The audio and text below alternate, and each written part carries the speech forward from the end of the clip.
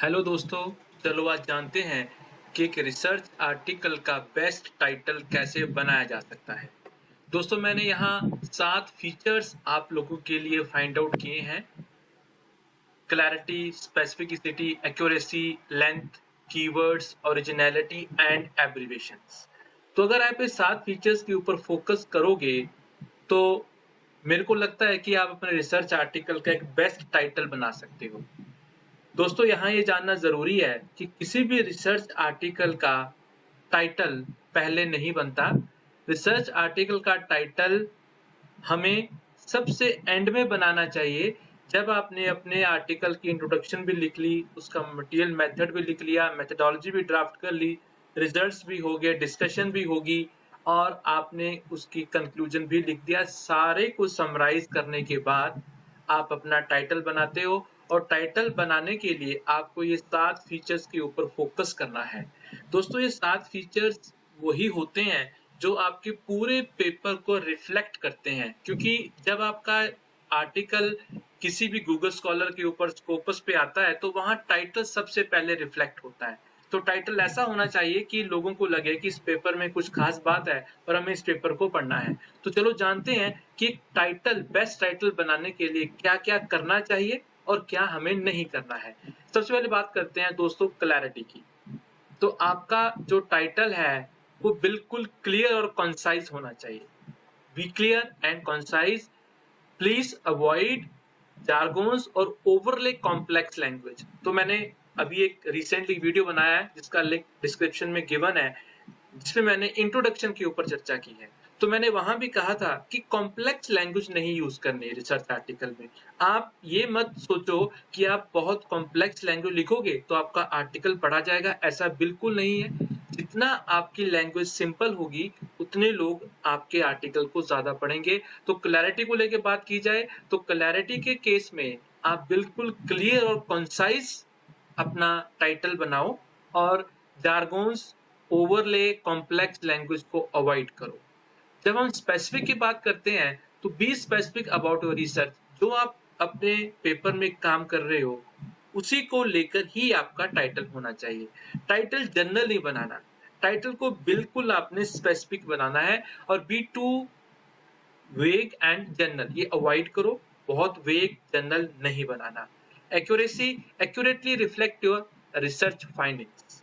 जो आपने अपने रिसर्च आर्टिकल में फाइंडिंग्स की हैं वो फाइंडिंग की झलक, रिफ्लेक्शन आपके टाइटल में आनी चाहिए।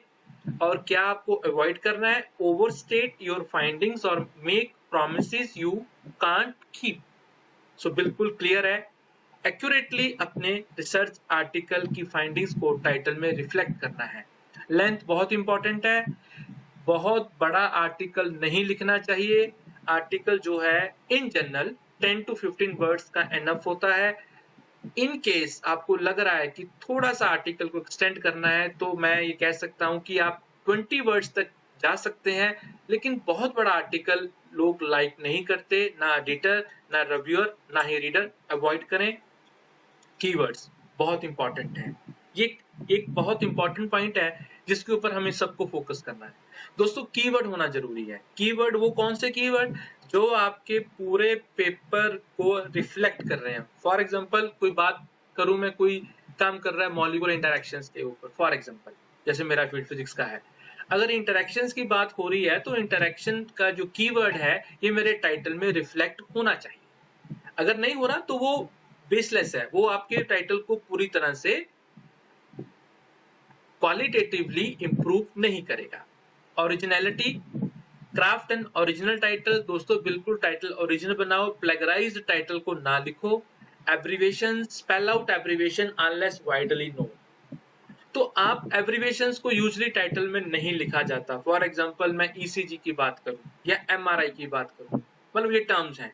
अब ईसीजी एक ऐसी टर्म है जो वर्ल्ड वाइड नोन है, तो इसको तो इन केस मैं लिख सकता हूं, लेकिन वो टर्म जो वर्ल्ड वाइड नोन नहीं है, जो कॉमन नहीं है, तो उनको हम लोग एब्रीविएशंस को टाइटल में बिल्कुल नहीं लिखते। इन केस आपको लिखना पड़ रहा है तो आप वही टर्म को लिखो जो वर्ल्ड वाइड एक्सेप्टेड है। तो दोस्तों जब आप रिसर्च आर्टिकल लिख रहे हो और टाइटल पे पहुंच चुके हो तो आप इन 7 बातों का ध्यान रखना फीचर्स का। अगर आप इनको फोकस करोगे तो आप बहुत बेहतरीन और बेस्ट टाइटल को लिख सकते हो। चलो दोस्तों, अब बात करते हैं कि मैंने कुछ अपने एनालिसिस बनाया है, कुछ आर्टिकल लिए हैं, उनका टाइटल ये है, एक टाइटल है a noble way to determine the scale of inflation. तो मैंने इसका एनालिसिस किया है, मैंने इसका रेफरेंस भी दिया है, किसका आर्टिकल है।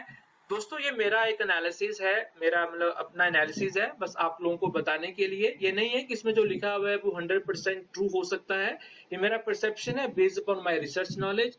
रिसर्च में कुछ भी सर्टेन नहीं होता, एक आपका प्रेडिक्शन होती है, एक आपका एनालिसिस होता है। तो मेरा एनालिसिस है आपको बताने के लिए कि इस आर्टिकल के बारे में, noble way to determine the scale inflation. तो ये 18 का आर्टिकल है astro journal of cosmology and astro particle physics में। अगर इसमें क्लैरिटी की बात की जाए दोस्तों, मैंने वही 7 पॉइंट के ऊपर चर्चा की है जो मैंने आपको अभी भी बताए हैं। क्लैरिटी इसकी हाई है। The title clearly state the research objective. बिल्कुल इसमें रिसर्च ऑब्जेक्टिव क्लियर हो रहा है। क्या ऑब्जेक्टिव है? Noble way to determine the scale inflation, scale of inflation. Specificity medium है, मेरे हिसाब से मीडियम है। While it indicates a noble method, it doesn't specify the exact technique or approach. तो इसमें ठीक है, नोबल मेथड बताया गया है, लेकिन इसमें जो एग्जैक्ट टेक्निक मेरे को लगता है कि वो बताई जा सकती थी। एक्यूरेसी हाई है। The title accurately reflect the content of research. Length इसकी मिनिमल है, appropriate है, बहुत लंबा भी नहीं है, बहुत छोटा भी नहीं है। कीवर्ड इंक्लूड्स है।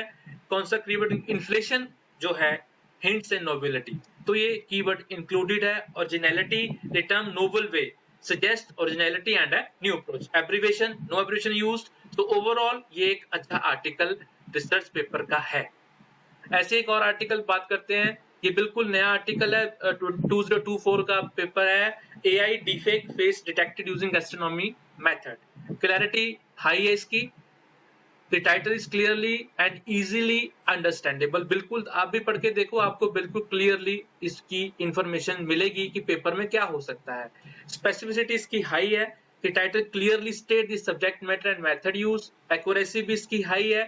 The title accurately reflect the content of research paper. Length इसकी बिल्कुल appropriate है। कीवर्ड इसके हाई हैं। दोस्तों इन्होंने AI, डीफेक, एस्ट्रोनॉमी 3 कीवर्ड को यूज किया है, जो बहुत ही बेहतरीन पॉइंट है किसी भी रिसर्च आर्टिकल के टाइटल का लिखने का। ओरिजिनलिटी इसकी हाई है। The combination of deepfake and astronomy is noble and इंट्रिग्यूइंग।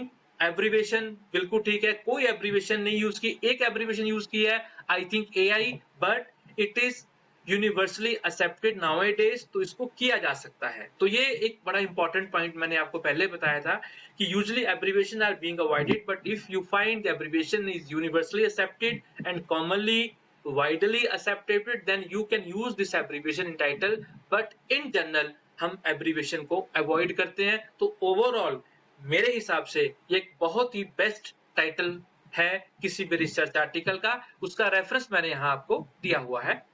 ऐसे एक बहुत ही पुराना और बहुत ही फेमस पेपर है थर्मोडायनेमिक्स के ऊपर, फ्लोरिड पीडी का, तो उसका एनालिसिस मैंने किया है।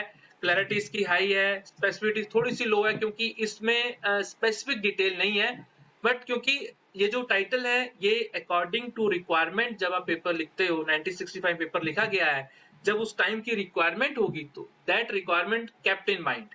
तो आज के हिसाब से हो सकता है कि स्पेसिफिक ना हो, लेकिन उस टाइम पे ये स्पेसिफिक, उस दौर में ये आर्टिकल स्पेसिफिक प्रेफरेबली होना चाहिए। एक्यूरेसी हाई है, लेंथ इसकी मीडियम है, कीवर्ड हाई है।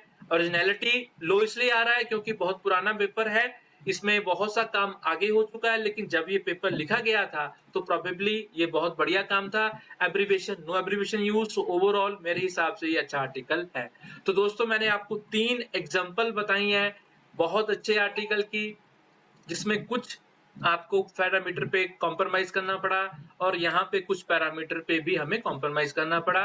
तो ये एक डिस्क्रिप्शन है कि किसी भी रिसर्च आर्टिकल का टाइटल कैसे लिखा जाता है। मैं बार बार डिस्क्लेमर दे रहा हूँ कि टाइटल को कभी भी पहले नहीं लिखना, अपने आर्टिकल को कंप्लीट करो, उसके बाद अपने टाइटल के बारे में सोचो, और clarity, specificity, accuracy, length, keywords, originality and abbreviation पे फोकस करो। ऐसे ही नॉलेजेबल वीडियो देखने के लिए मेरे चैनल्स योर्स एजुकेट प्लैनेट को सब्सक्राइब कीजिए, शेयर कीजिए, और लगातार चैनल पे बने रहिए।